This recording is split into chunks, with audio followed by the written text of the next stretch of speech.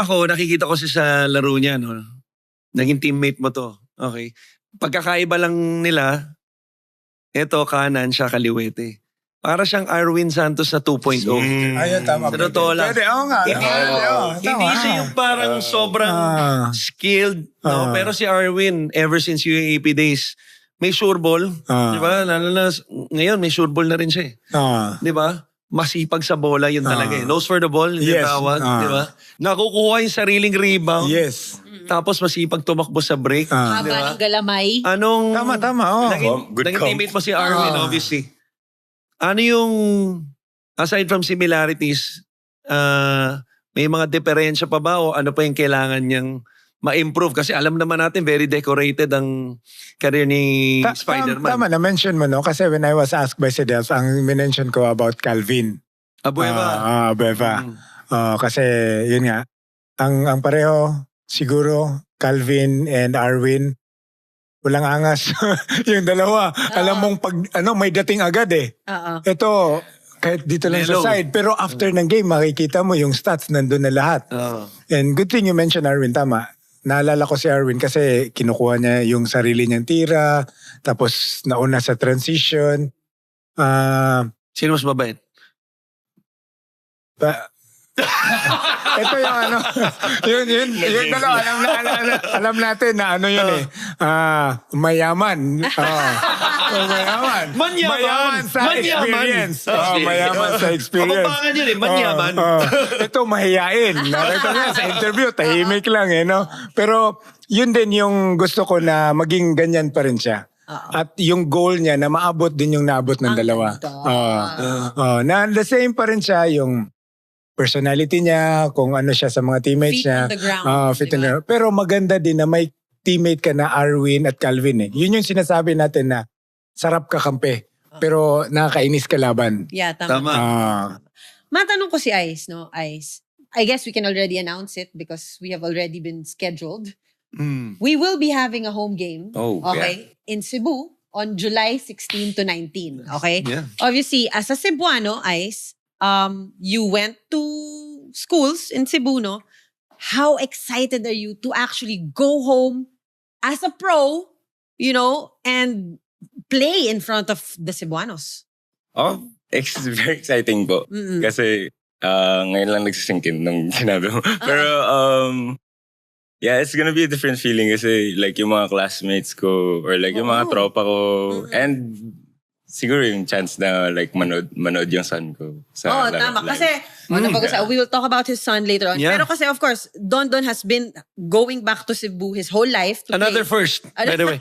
The first grandfather in the MPBL. Wow. Sa tingin ko Record, kasi, no? Okay, now we have the first father and son, Matthew and Matakino. No naglaro sila sa Bacoor. Okay. Season 2, Season 3, something like that. So obviously, pangalawa sila. Meron pa bang iba? Am I missing something? Na coach and na naglalaro na father and son na naglalaro? Sila Sila pangalawa, di ba? So the first grandfather to play in the MPBL. with his son. With his son pa. The Sa father tingin of ko the naman, hindi grandchild. kayang talunin ni Lebron at Bronny yun. Sa tingin ko. Sa tingin ko. So, in the world. In the world na yun. Sa tingin ko. Baka si Fadil Katib kung naglaro pa yun sa mga doon. Pero ay, silang taon na ba yung anak mo? 4 po. Nasa Cebu siya? Ayun pala. So, imagine, we can cover that, no? Yes. Pwede natin papicturean yan sa ating production, no? Gandang report niyan. His name of, son. Okay, Yeah, son what's his name? Elijah Miguel. Okay, etong unang tanong ko. Ini-spoiled ba ni Lolo? Super. Lolo pati lola. So, ang point ko, kung paano sila ka-disiplinado sa'yo, iba sa anak mo. Opposite sa Okay ba? Question mo ba? Hindi kayo ganyan sa akin dati. Ganon. Question mo ba? Actually, yun yung mga mga grandparents na it's second opportunity of taking care dun sa bumawi. Nagkamali ako dun sa anak ko. Ganito ko, yung apo ko. Mga Ang gandang ganon, point nun. Malapit-lapit ka na doon, mga 10 years. Bakit dinadamay mo? High school pa lang yan ako. No, but okay, dahil napag-usapan na natin yung apo, di sige na, tanugin na natin. Nakitaan mo si Ice ng potential nung 5 years old. 1 taon na lang. Magpa-5 na ang si Elijah. Meron ka na bang nakikitang konting signs of being the third Ontiveros as a player? Hindi, ito si Ice, napilitan ko itong maging player eh. Yun ang storya.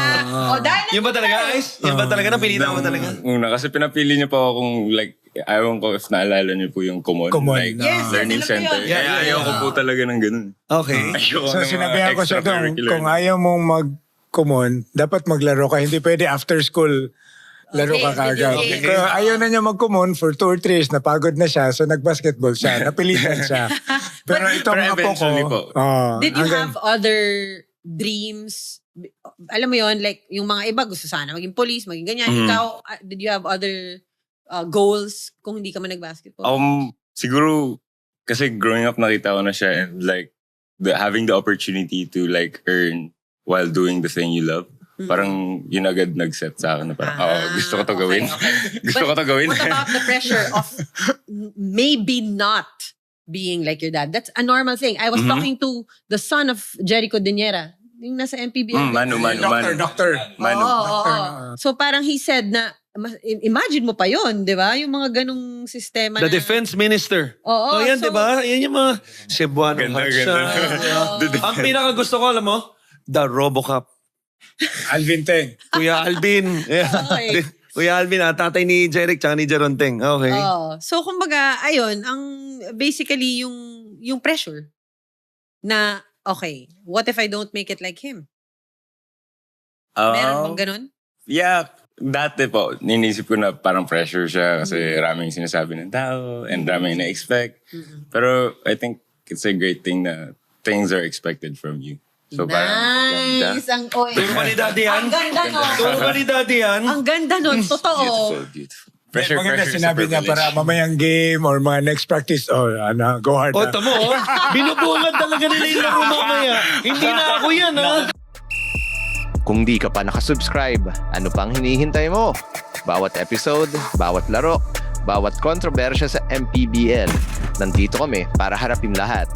Hanapin ang Rebanse sa Spotify, Apple Podcasts at YouTube. Kung may gusto kang sabihin, may issue kang gustong harapin, o may Rebanse ka sa sinasabi namin ngayon, mag-subscribe, i-share, makiisa sa usapan.